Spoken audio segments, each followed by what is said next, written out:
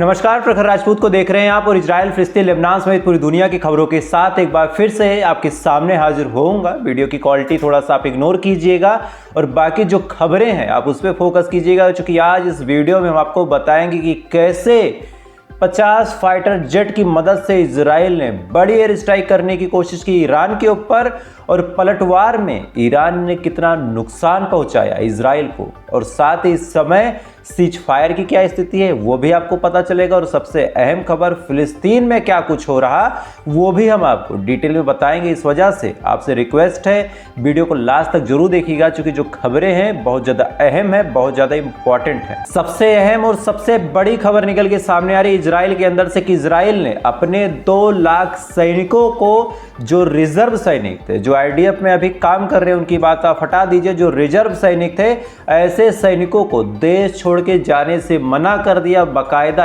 ATS यानी air traffic control और airport authority को यह आदेश दिया है कि अगर ऐसे लोग देश छोड़ के जाना चाहें तो ऐसे लोगों को जाने ना दिया जाए। अपने आप में एक बड़ी अपडेट है, क्योंकि अब इजराइल का मन एक बड़ी जंग की तरफ है। इजराइल लगातार ये कोशिश कर रहा है कि जंग ना रुके, क्योंकि इसको पता है कि अगर एक बार जंग रुक गई तो हमास के साथ भी इसको सीज फायर करना पड़ेगा, फिलिस्तीन में भी इसको सीज फायर करना पड़ेगा, और ईरान इसको घुटनों पे लाके छोड़ेगा। इसी वजह से अपनी पूरी ताकत के साथ आपको लोग बताएंगे कि इजराइल भाग रहा, नहीं लड़ना चाह रहा, लेकिन सच्चाई ये है कि इजराइल को भी पता है कि अगर एक बार ईरान से जंग हार गए तो फिर हमास हो चाहे हिजबुल्लाह हो, परेशान करके रख देंगे। इस वजह से इजराइल करो या मरो की स्थिति में कि एनीहाउ हमको ईरान को हराना ही पड़ेगा, और उसके लिए तमाम कोशिशें इजराइल कर रहा है। जैसे आज आईडीएफ ने एक ऐलान किया, आईडीएफ ने अपने दावे में, अपने पोस्ट में बताया, मैं उनका पोस्ट देख रहा था, उसमें आईडीएफ ने कहा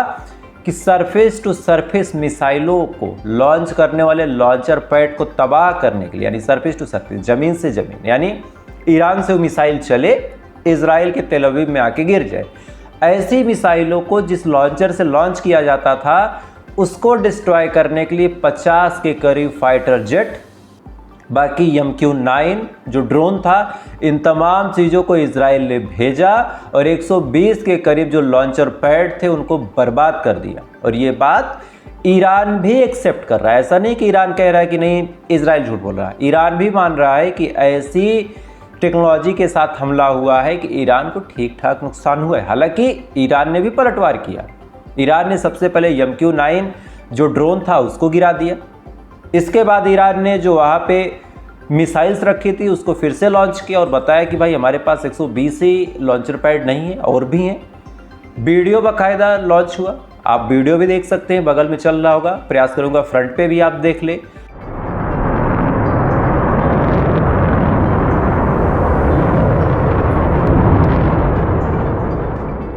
और साथ ही आज ईरान ने जो पलटवार किया, क्योंकि सबसे पहले इन्होंने एयर स्ट्राइक की सरफेस टू सरफेस मिसाइल लॉन्चरों को डिस्ट्रॉय करने के लिए, इसके बाद ईरान ने जो पलटवार किया, इस टोटल पलटवार में 24 से ज़्यादा इजरायली मारे गए।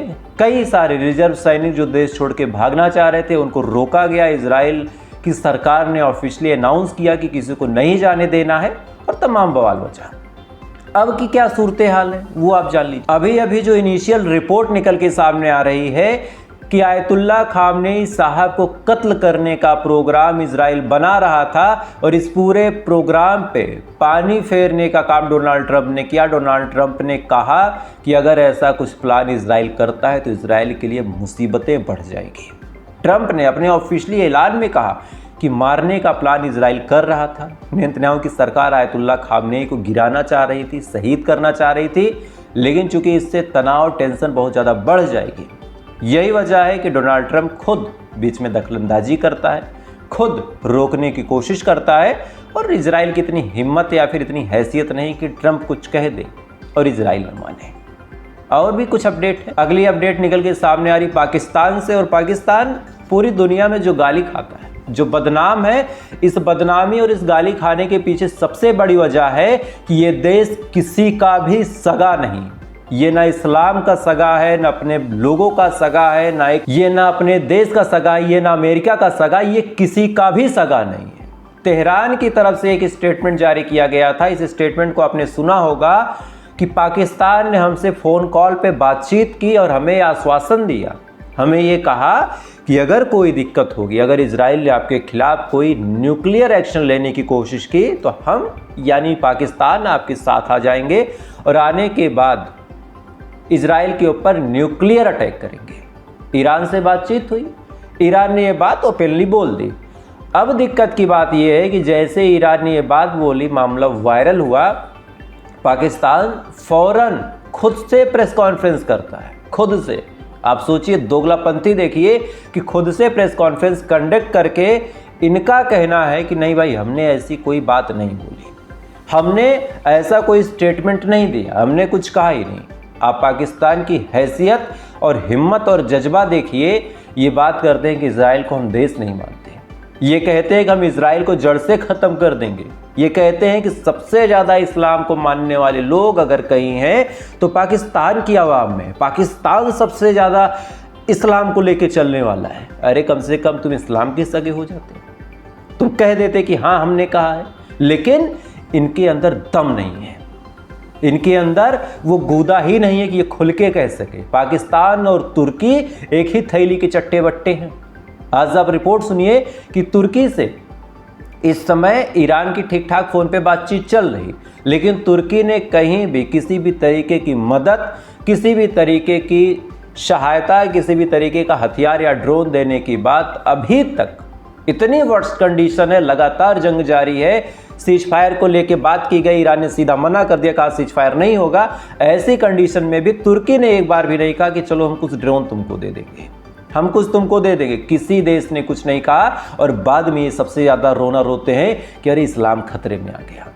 सिर्फ मतलबी हैं, सिर्फ लोगों की भावनाओं से खेलते। पाकिस्तान की मदद करनी थी, वहाँ मोटा पैसा मिल सकता था, अमेरिका की सपोर्ट की चीज़ें मिल सकती थी, तुर्की ने भर भर के ड्रोन भेजे।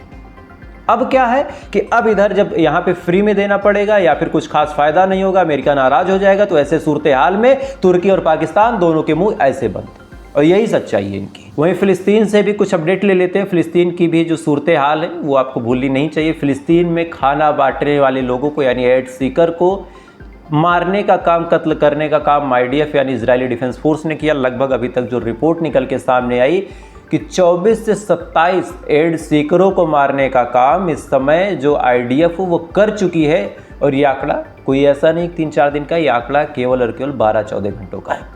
आज जब से सुबह अपने यहाँ हुई और अभी तक जब मैं वीडियो बना रहा हूँ, हो सकता है 1 घंटे पहले मैं बनाऊँ, 1 घंटे में एडिट होके ये अपलोड हो जाए। तो ऐसे हाल में आप मान के चलिए कि 12 से 14 घंटों के अंदर ही इजराइल ने एड सीकरों में 24 लोगों को कत्ल करने का काम किया। गजा में क्या खाना पहुंच रहा है, क्या मदद पहुंच रही, कोई रिपोर्ट नहीं है, क्योंकि गजा के अंदर टोटल इमरजेंसी जैसे हालात है। ना इंटरनेट है, ना कोई फ़ोन कॉल है, ना ट्रंक कॉल है, ना हॉटलाइन है, पेजर का तो कोई चांस ही नहीं बनता।